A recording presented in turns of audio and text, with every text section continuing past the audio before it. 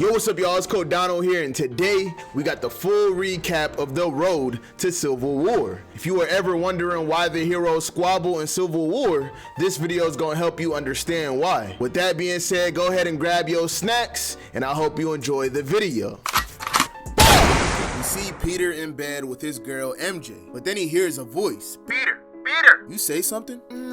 It wasn't MJ and he still hears it. He turns around and sees a bald eagle statue. Peter, it's Tony. Sorry to bother you, but it's almost noon. Could you come down to the lab? I need to see you. Sure thing, boss. So he pulls up to the lab and sees Tony working on a suit. I'm almost done putting the final touches to your new uniform. I've taken the opportunity to make some slight improvements. What's wrong with my other suit? Come on, Peter, it was cloth. Okay, granted, I didn't have anything else to work with. I know, but I do. I incorporated mesh webbing that will allow you to glide for a little bit. Heat resistance Kevlar microfiber that can resist small caliber bullets. Built-in fire, police, and emergency scanner. Audio and visual amplification, including infrared and ultraviolet carbon filters in the mouth area to keep out toxins. Y'all get the memo, this suit is OP. Peter like, damn, do I got heat vision? No. Rocket boots? When you're old enough to drive. Come on, man. I'm still tweaking a few other things, but you're free to take it out for a spin. Peter like, hell yeah, you don't gotta tell me twice. And 1 hour later, we see these criminals in a high-speed chase with the cops. We can get off up there. Not a chance. What are you, nuts? Haven't you ever seen cops? It's when you get off the freeway and get stuck in traffic, that's when they nail you. The important thing is to lose the pursuit before the chopper gets in the air. Like this, and he pulls out a Uzi and starts blasting shots, lighting up the police cars, making them crash. Okay, now, as soon as we get in the tunnel, jam on the brakes, we gonna hop out this car and get in another vehicle and drive away in that one. What about the chick in the trunk?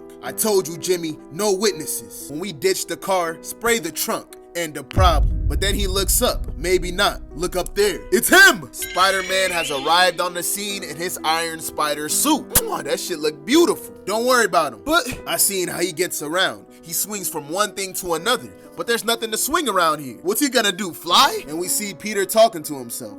Well, you know, Peter, some spiders do glide. I'm sure it'll be second nature. If Tony said it'll work, then it'll work. He should know. Unless, of course, this is some kind of elaborate Spider Guy version of Pull My Finger. Here goes nothing! And he jumps off the building. Open your arms, Peter. Open your arms. Open your... He starts fluttering his arms and begins to start gliding. Yes! Woo! Back in the car, they like, where'd he go? Doesn't matter. We got bigger fish to... Boom! There's a thump on the top of the car. What the? Then the top of their car rips open. It's the work of Spider-Man. Hey, listen, I left my car keys at home. Any chance I could bum a ride to work with you guys? But without a second thought, he shoots at Spider-Man. Did you get him? But of course he missed. And he looks through the car with that infrared vision. I don't know. I don't hear anything. Confirm we have units in place at the 59th Street exit in case the suspects try to get off there. After hearing the cops say that, Spider-Man has a plan. Maybe we lost him. All of a sudden, two webs are on the wheel. Hey! And here we go! Spider-Man pulls it back, making the car spin into the exit.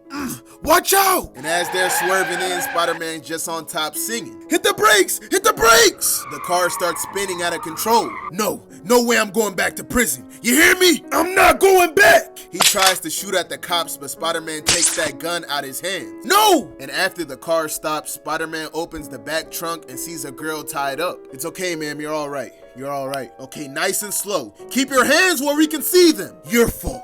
It's all your fault. And the criminal takes his man's gun and aims it at Spider-Man and the girl and fires shots. So Spider-Man grabs the girl and turns around, exposing his back. Ah! And Spider-Man gets hit. The criminal is happy. You're too late. I killed Spider-Man? That bullet falls to the ground. It didn't do nothing. I don't get it. I seen you get hurt on TV. You're not invulnerable. That should have killed you. The police start scaring bro, talking about there's a rumor going around that Spider-Man offed somebody at the hospital. So you don't want to piss him off. Bro's terrified, they arrest him, and Spider-Man swings away, mission complete. And later at dinner, he tells Tony and MJ all about what happened. When the cop told him that shit, according to my new scanners, his heart rate doubled. It was wonderful. So the test drive was successful, and then some, so I want to say thank you. Same here. I'm in favor of anything that helps Peter come back home safely. Then you're most welcome. There's just one question I have to ask, and that is, why? Why not? You were out of a uniform, you've been through a lot, and I had parts just lying around. And I appreciate that, no mistake. But I know you now. and I know how you think, and I have a suspicion there's more to all this than helping me accessorize. You're right, Peter, which is why I wanted to see y'all two tonight privately. Told you I wasn't being paranoid. All right. More than anyone else here, you and I have a great deal in common. We're both scientists, level-headed, practical. We don't react. We evaluate. We have similar temperaments. We speak the same language, the language of common sense. There are some potentially difficult times coming. Peter, I'm hoping those times could be avoided, but in case I'm wrong, it would be good to have someone at my side that I can depend on. I appreciate the compliment, boss, but now that I had time to play with the rest of the team, I know that you can depend on every single one of them. Except Logan. Well, yeah, except Logan. There's not one of them that wouldn't put his or her life on the line for you. Except Logan. Well, yeah, except Logan. Normally, I'd agree with you. But knowing what I know, I'm not sure that's gonna be true over the long haul. Every night I go to sleep hoping that I'm wrong. God, let me be wrong. Peter, I've taken special interest in you from the day I invited you to come here. You, MJ, and May are like family to me. The Addams family? Peter. The Munsters? Peter, listen to me. I want to hire you out in the open, full time, as my second, my protege. I want you to go where I go, see what I see, hear what I hear. I need someone I can trust to back me up. I need your help and your word that you'll stick with me through what's coming no matter what. Sounds like a blood oath to me. That's exactly what it is, Peter. If you need some time to think about it, I understand. No, it's your call, Peter. Can you at least give me some idea what this is about? I can't. Not until I have your word that you will keep this secret, even from the rest of the group until I say otherwise. Even Steve? Yes, even Steve. Peter, like, damn. Look, Tony, you've been really good to us, especially May and MJ, and I owe you a lot. You put yourself on the line for me again and again. I trust you. I took a vow a long time ago to help the people who needed me and to be there for people who always been there for me. No questions asked, no quarters given. Whatever it takes, whatever it costs, in time or in blood, I'm there. You've got your blood oath. Thank you, Peter. That means a great deal to me. A great deal. So here's a little material to get you started. And he hands Peter a paper. Once you read it over, give me your thoughts and pack your bags. Because we're going to Washington. Oh boy. And it's the Superhuman Registration Act. Many years ago in Wakanda after the Kree Skrull War, there's a meeting going down with Iron Man the Avenger, Doctor Strange the Master of Mystic Arts, Professor Charles Xavier of the Xavier School of Gifted Youngsters, Reed Richards the most famous Fantastic Four, Black Bolt the Inhuman King, Prince Namor of Atlantis, and lastly the King of Wakanda, T'Challa, and he's the one hosting the event. I never been to Wakanda before, T'Challa. It's just beautiful. Doctor Strange, you may stay as long as you like. In fact, some of our high priests were hoping to break bread with you, privately. Well, that would be lovely. And thank you to T'Challa for hosting. And for the life of me, I can't imagine what such a gathering is for. I'm dying to hear. Please, take the room. Tony Stark stands up. I feel like we gotta discuss what happened to us this week. This planet was almost decimated in an interplanetary battle between two warrior races. The Kree and the Skrull armies used Earth as a battleground in their century-old war, and I think it might have been our fault. The Kree Skrull War is our fault? Well, we knew all the players. We knew what they were capable of. We knew these alien races have been in war with each other forever. And we knew that two key members of each race set up shop here on our planet. Of course it would come to a head. Of course. So how the hell is this our fault? I wonder if we had a more unified structure among ourselves. I wonder if they would have thought twice about attacking this planet like they did. We who? If Earth is attacked again, the Earth is attacked again, we're the ones who will defend it. There is no one else. No army is ready. So to the rest of this universe, we're the law enforcement of this planet. I'm saying we should gather together and do just that. Again, we who? The heroes. Us. All of us. The X-Men. The Avengers. The Inhumans. The Fantastic Four and everyone else. We should gather. We should make our own delegation. Instead of these little factions of heroes and mutants running around doing the best they can, we should put all our resources together and information together and do this shit right. Namor look at Tony like, no. Well damn, thanks for thinking about it. You can't even control the groups you're in. How the hell are you gonna control it in a larger body? That's what we're here to discuss. No, Namor might be saying that shit in the rudest way, but he's low-key spitting facts. That team would just be way too big. It would be too hard to decide who's in the group. Like, who would make that decision? Who runs it? Who would it answer to? Dr. Strange like, I agree. Look at how much the UN gets done versus how much time they spend just running the UN. The best superheroes in the world would spend all their time dealing with bureaucracy. I just don't see it. Charles Xavier finally chimes in. The Skrulls tried to turn the public against you, and they came close. It's a new feeling for you. That kind of animosity, am I right? Hell yes. As mutants, we feel what you're feeling right now every day. All day, I know exactly how you feel. And you want to turn that feeling into something positive and noble. But this idea... But can't you see? A unified group of heroes, including mutants, could smash down barriers. Instill trust in mutants all around the world. We could champion your cause, and at the same time, it would do the opposite. They would lump us with the mutants and have an excuse to hate us all. No offense, Professor. You straight. And as it is, most heroes, not you, the Fantastic Four, but most heroes like Spider-Man, Daredevil, they are rebels, counterculture. We're not anti-establishment, but we're not establishment.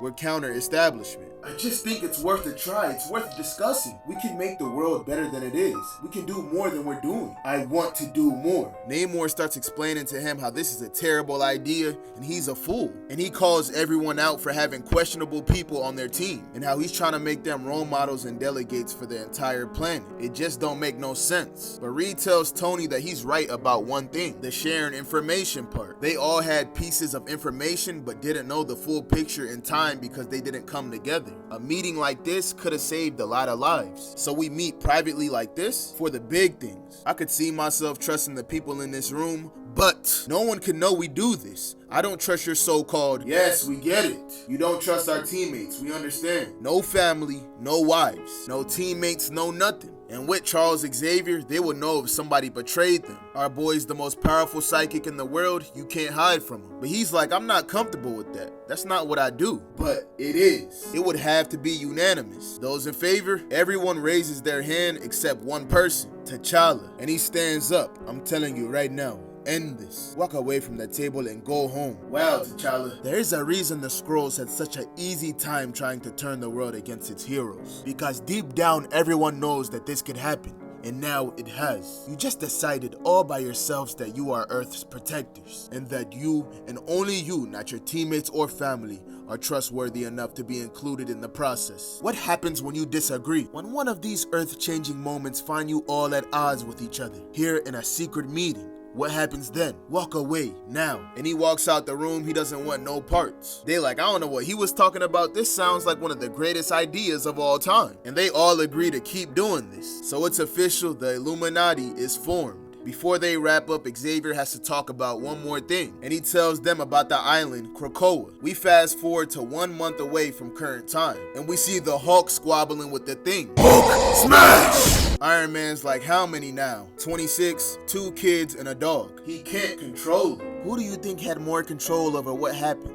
The 26 people, the dog, or him? The thing I want to know is, why do you let this continue? Me? Let? Also, you know how many people Green Goblin killed? When does it become Spider-Man's fault? Because he always beats his ass, but he never does what needs to be done. He webs him up, throws him in a cell, then he breaks out and does the same thing again. I'm doing everything I can to stop the Hulk. But are you? And I gotta tell you, from what I'm hearing, they want to blame somebody for what he's doing. And they're looking at you guys. After that speech, Iron Man flies away and arrives at the Hydro base. Innocent people are dying because he walks the earth. Innocent people die every day, Tony. So it's okay, Reed? No, I'm saying there's a natural order of 1 minute Bruce Banner is your ally, the next minute you want to blast him into space. 1 minute he's under control as a hero. The next minute, Las Vegas is destroyed. He can't control it. You used to have a drinking problem. Should we throw you into the sun? It's not the same thing. I never killed anyone. How do you know? What do your people call them, blackouts? He's a problem. We have a solution.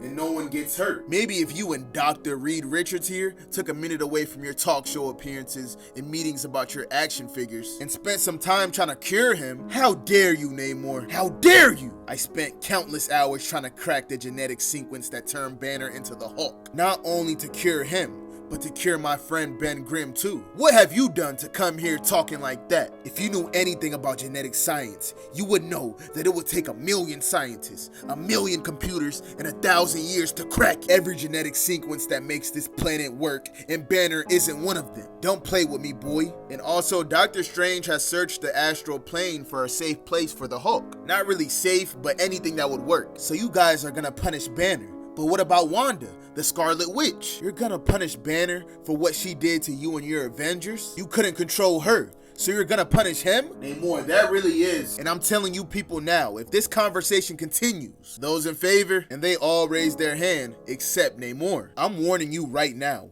If one move is made towards him, I'm going to... Namor, the problem with you is you act like you're the only one willing to fight for what you believe in. We're all warriors. We're all willing. No, you're a warrior. I'm a king. Not up here, you're not. And Namor punches the shit out of Iron Man, making him fly out the building. Namor, chill! But Namor is pissed and he's in that mode. Unhand me! Namor! Flying right at Tony and he tackles him into the water. Iron Man hits him back, then hits him with his repulsor. But then he loses Namor. He's like, where the hell did he go? He appears behind him at super speed, putting Tony in a headlock and taking off his helmet. Look at that face, Tony shook. And Namor cocks back the most vicious smack, hitting Tony. Then he drops him, making him sink into the water. But just in time, Doctor Strange arrives, pulling them both out the water with his magic. Stop resisting my enchantments, Namor. You know better. Unbelievable, Namor. Just completely amazing to me how you never change. And you're fools. Complete fools, all of you. The group has voted. You known him your whole life, Strange. And I want him to be happy. Wherever y'all send him, Banner will come back. And he will kill you all. And he'll be right. Let him go. T'Challa was right too. And Namor jumps into the water. It's a satellite. I helped design it. And they set Banner up, making him think he's fixing a satellite. But it turns into a ship, locking him inside. I'm sorry, Bruce, but this is for your sake and ours. We're sending you away. It's the only way we can be sure. No!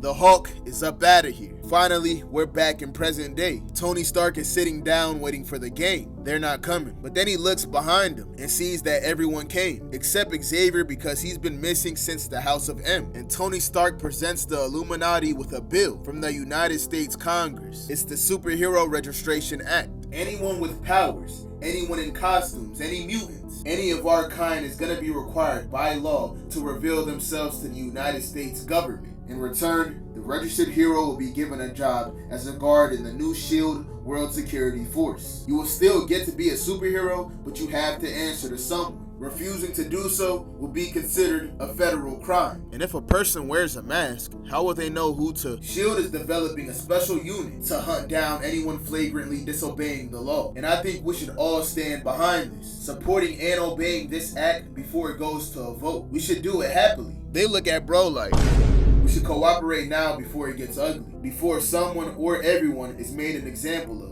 First, you take care of the Hulk, and now you found a way to take care of the rest of us. I'm telling you, this is happening right now. House of M, Nick Fury's Secret War, the 198, the attack on the Avengers Mansion. It all comes to this. An environment of fear has been created where this bill can not only exist, but will pass. And you will gladly roll over. Tony then starts yapping about how there's gonna be a young hero that thinks he's doing something heroic but will make a mistake, and how the politicians are gonna try to make an example against them when they do. And he lets them know if they don't do something, the heroes will split and there's gonna be a civil war. But if we come to them now, we can defuse it. I've been trying to tell y'all years ago, we should have been did something like this. You brought it on yourself. This is a surface world problem. They'll come to Atlantis too. Nah, that would be an act of war. Most likely, you'll probably destroy yourselves before they even come to us, and it'll be our planet again. Either way, we're fine with it. And he walks up out of there.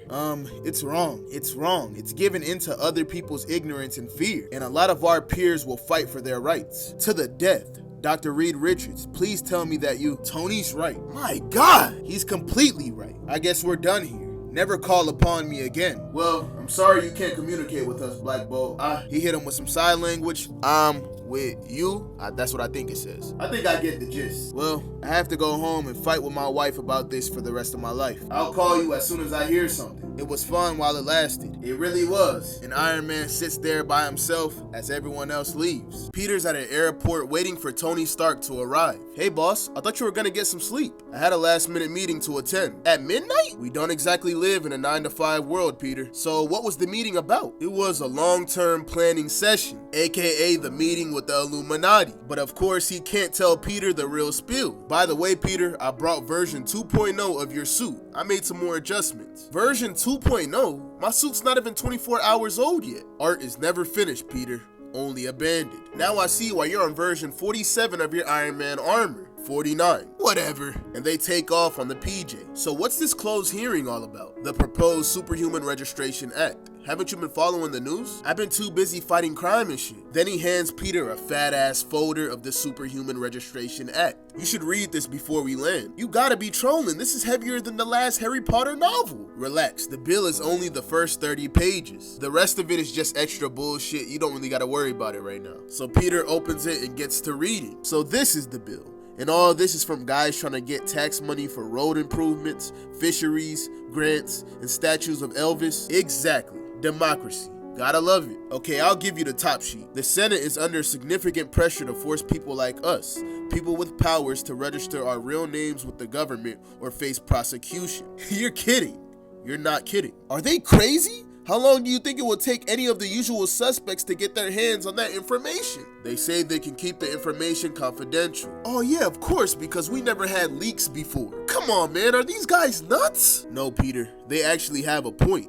Nonetheless, the reason I'm going to Washington is to try to talk them out of it. And what if you can't talk them out of it? There are other options, but I'd rather avoid that route, if humanly or superhumanly possible. My hope is that we can reason our way out of this situation, because every single one of those other options are just downright ugly. And they finally arrived to Washington. Tony drops him off at the hotel, telling him to meet up here in 20 minutes. I say less. So he goes inside and pulls out his new suit. Okay, Peter, here's a rundown of your new upgrades. Now the fabric of the suit is made of liquid metal nanofibers, meaning he can now wear the suit under his regular clothes and it can camouflage itself. So with the suit on, it can look like he's wearing no shirt, or he can make it look like the OG fit. Even the symbiote suit. That shit is tough. And Peter like, I'm rocking with it. I saved the best part for last. Now without moving your arms, think that you want to reach out and pick something up. And when he does that, spider arms pop out the back of the suit. Holy These arms can pick up things safely and look around corners, displaying the results to your eyepieces. They also have limited fighting capabilities, but they're pretty fragile, so only use them sparingly. And you can see the little camera at the end of the arms. 20 minutes later, Peter meets up with Tony, ready to appear before Congress. Tony's a little bit nervous because shit's about to get serious. But on the way there, somebody is looking at them through a scope. No shot. Repeat, no shot. We'll reacquire the target later. Confirmed. And we see this armored up dude trying to assassinate Tony or Peter. Tony and Peter appear before Congress, and there's a whole lot of tension between the senator and Tony. After some sarcastic shit talk, the senator's like, "Who's this young man?" This is Peter Parker, an associate of mine at Stark Industries. I hired him for his scientific expertise and his work as a photojournalist of superpowered heroes over the years. Hi. You will speak when you're spoken to, son. Yes, sir. Let's proceed. The chair recognizes Senator Whitmore. Mr. Stark, the presence within the United States of superhumans or superheroes, as some call them, was most pronounced in the years after the Second World War, starting around 1946. These individuals operating in disguise, their identities unknown, frequently engaged in brutal conflicts in which substantial damage was done to life and property. According to our estimates, from 1946 till now, these battles have incurred almost $200 billion in damages, costs that local and federal agencies had to absorb because we have no idea who to send the bill to. Let me repeat that number, Mr. Stark. $200 billion. What do you say to that number? My response to that number is another number. 47. 47? 47 what? 47 occasions on which superheroes prevented the entire North American continent from being vaporized, conquered, or nuked back into the Stone Age. The Department of Defense budget for 2006 alone is $419 billion. $200 billion over 60 years is $300 million per year. That's less than the Pentagon spent this year on just ceramic body armor. For saving the entire nation 47 times over, I think we're getting off cheap, Senator.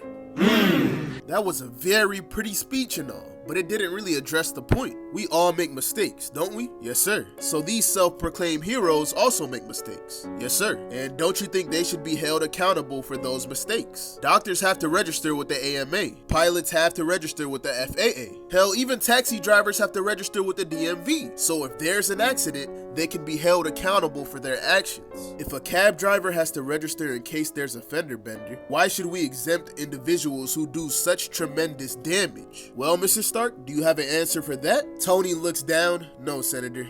I'm afraid I don't. Peter's like, bro, and raises his hand. Does anyone object to hearing from Mr. Parker? From Mr. Parker? Very well, go ahead. And he cooks up a counter argument, letting the senators know if their identities were revealed, it would put their loved ones at risk. In their personal moments, the bad guys could harm them or their families. And there won't be anyone to stop them the 48th time this country is in jeopardy. Police officers, prosecutors, judges, they all go through the same shit. What keeps our democracy honest is that we don't operate behind masks. But those people chose that job. Most superheroes never asked for their powers, never even wanted them. But once they had them, they knew they had to do what was right, in a system that would never allow them to operate openly. They're trying to help, Senator, but if that's true, wouldn't it be simpler if they could register privately and securely, with an agency that would allow them to do what you describe openly and legally? If you were, say, Ant-Man, wouldn't it be a comfort to you to know that the government and the police were your ally, not your enemy? If anything, you may have just made the most compelling case of all for just the kind of registration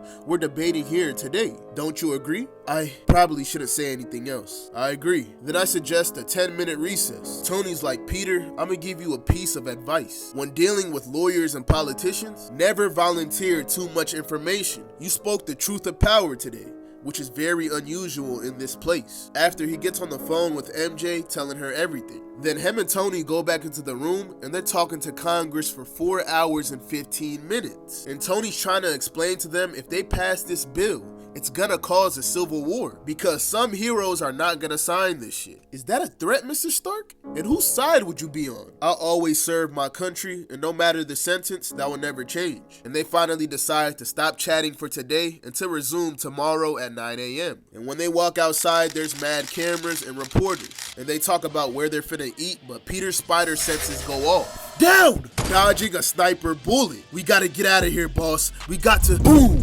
Do not move. Great. It's the Titanium Man, and he stands before Tony and Peter, saying that he's here to kill Stark. My employers have given me instructions to avoid collateral damage if at all possible. But if you wish to die, please stay where you are. I have no preference. Peter tells Tony to go, and he shoots a web at Titanium Man's face. What? I can't see! There! Now to finish this. That's funny. I was thinking exactly the same thing. Cosmic, huh? This is not your concern. And Titanium Man shoots a blast at Spider-Man, but he easily jumps over that shit. Concerned? I'm not concerned. I do this for fun. And he sits on Titanium Man's shoulders. So he flies back into a wall, smashing Peter into it. Ow, man. I don't have time for this. And he punches Spider-Man in the jaw. The army and the police then pull up. Spider-Man and some guy are attacking the Senate building. Peter like, what? And hits Titanium Man with the uppercut. Does it look like we're pals? Open fire! And they start shooting at both of them. But Peter jumps up and the bullets hit Titanium Man, but they just bounce off his suit. He then tries to fly away, but Peter's like, oh no you don't, and attaches a web on him. This isn't over, buddy. This fight is just starting. And he flies up with him. Spider-Man flies up attached to Titanium Man, and he's trolling like usual. Oh shit, I can see Thomas Jefferson's house from up here. Insect. Actually, spiders aren't insects, they're arachnids. But lots of people make that mistake, so you shouldn't feel bad about it. But I'm sorry, the whole Boris Badanoff accent is just too much. Come on, say moose and squirrel. Just once, I know you want to. No? Okay, then tell me why you wanted to kill Mr. Stark. And he attaches a web to the Washington Monument, stopping him from flying away. But he tears the web with a blast from his boot, and he flies away. All Spider-Man could think about is if he damaged the Lincoln Memorial. For the next 10,000 years, that shit would be coming out his allowance. As he's searching for Titanium Man, he looks up at Abraham Lincoln. Wow. Bro forgot he was in the middle of a battle and started examining this shit. But as he's reading, his spider senses go off. And Titanium Man hits him with a mean-ass tackle. Now it is I who will have you. And he lifts Spider-Man up, and now die, throwing him to the ground. But Spider-Man recovers and starts flying. Titanium Man thinks the job is finished, but Spider-Man appears above him, landing on top of him, making him spiral downwards. And together they crash into a building. Americanzi, that shit talking is not funny. I will kill you now. And he starts choking Pete. Spider-Man's like, damn, he's faster than he looks. It is right that you should die now, for you are soon to be an extinct breed, leaving your country defenseless. My employer believes that when Tony Stark is dead, there will be no one to speak for your kind, and your own government will hunt you down and eradicate you, which is only fitting. Since the fall of the Soviet Union, I and others have been forced to survive on our own, without support as mercenaries, taking whatever job came along. It has been hard, but when my people were contacted in secret for this job, I knew this would be a pleasure. I had only to wait for his arrival and then... What? Just wanted to say... Surprise! And he stabs Titanium Man in the face with his spider arms. Damaging his helmet. And while he's damaged, Spider-Man punches him in the face. Boom! Then hits him with a left. Then starts mollywopping him with the fastest combo of all time, breaking that armor down. Titanium Man backs up. Enough! He's getting his ass whooped. It's time to flee the scene. Spider-Man peeps this and tries to grab him before he's gone, but his web misses him by a little bit, and he gets away. Spider-Man's like, Tony should have gave me them damn boots. He looks around and sees civilians watching him, and he looks up, and don't come back! The next day, we see Tony talking to Congress again. They like, we appreciate you coming back after what happened yesterday. Thank you, Senator Dickerson. But if it wasn't for Spider-Man, I probably wouldn't be here right now. Demonstrating you believe the value of unencumbered superhumans? Yes, but not in the way you think. The attack on me yesterday was neither random or ill-considered. It was a deliberate attempt to interfere with the deliberations of this committee and the outcome of the proposed Superhuman Registration Act. This committee must bear in mind that America's enemies are not bound by any rules made here. They will attempt to exploit those rules, however well-intended, for their own dark purposes. The attack on me yesterday was only the first volley in that program, and he pulls out 4K footage of what Titanium Man was saying to Spider-Man, and he plays the full thing for Congress, and he basically tells them this step would be dangerous for all the superhumans, and it's exactly what their enemies want. The senator's like, this recording's mad convenient. I have to raise the question, how do you know it's authentic? I can answer that one, Senator. I was there. I can vouch for it. And there's something else I'd like to say to this committee. Tony Stark's like, bruh. And he tells him it would be simpler and more legal if guys like me were registered. The problem is that after registration is always regulation. You're all good guys, but if you had to start deciding what sorts of things super should get involved with, then you start eliminating the things they should not get involved with. In your well-meaning opinion. But guys like me get involved with things sometimes because nobody else will. Because it's not in the rule book, or it's politically inconvenient, or it's too weird, or it's simply because nobody else cares. The government, the big corporation, the money guys, they all have plenty of people willing to put it all on the line to defend them. But somebody on the edge, somebody in trouble, the kind of guy wiser minds would say should be left to solve his own problems, who else does he go to? Lots of other super guys live in the shadows because what they do is stuff you'll never, ever want to know about, because you'll never sleep well again. Leaving them alone to operate as they see fit gives you deniability and lets them dive in where logic would say stay away. So maybe the best solution would be a kind of Good Samaritan law, like they have for drivers, where you can protect everybody when one person dives in to do something to help, while everybody else just drives away fast. All the senators look at each other. You make some interesting and compelling points, son. Thank you, sir. I wasn't finished. Yes, sir. As I said, interesting points. But if you want them to go on the record, If you want them to be considered, you must remove that mask, sit in the witness chair, and swear your testimony under oath, meaning that you will have to provide this committee with your full name and a place of residence. Are you willing to do that, son? Hell nah, I can't. And that, son, is exactly why this legislation isn't going away. This is a nation of laws, and those laws are meaningless without the ability to enforce them equally. You may be above the ground, son, but you are not above the law. That superpower we allow to no one in this republic. Spider-Man's like, yeah, I'm gonna get up out of here. Good idea. After that, Tony wraps up in there and meets up with Peter. Hey boss, I was thinking about my yap session there, and if you want to fire me, no. You spoke your mind about something important. Republics die when people stop doing them. Main thing is, regardless of what is actually allowed on the record, we gave them a lot to think about. So you think we stopped them? No, but bearing anything to turn public opinion around, we've muddied the waters enough to slow down the process. We buy a year here, a year there, and sooner or later these things die out on their own. Peter also tells Tony he got one more thing on his mind. Peter has some suspicions about that Titanium Man situation and thinks it might have been orchestrated by Tony. But Tony's like, nah, I ain't do nothing. Then later we see Titanium Man in the woods, and Iron Man appears before him. You have the money? Right here in unmarkable bills as your agency specified. Mr. Stark told me to tell you that your cooperation was both appreciated and well-timed. Tony set that whole shit up, and after he gets the cash, he flies up out of there. Later, we see Peter in the crib, and he's waiting on MJ to get out the shower. Peter, you had a long day with a lot of stress. How about you turn on the news? That'll put you to sleep. So he turns on the TV and starts watching the Yankees game. But then there's an emergency announcement. To our viewing audience, we're just getting confirmation, but according to the AP, there's been a disaster in Stamford, Connecticut. Initial reports are indicating at least 600 have been killed and countless more badly wounded. According to authorities, on the scene, the person responsible for all the devastation is that right? Who or what is Speedball? That is the moment that starts the Civil War. You will see how that event goes down in the next part. On that note, I'm gonna see y'all boys and girls next time.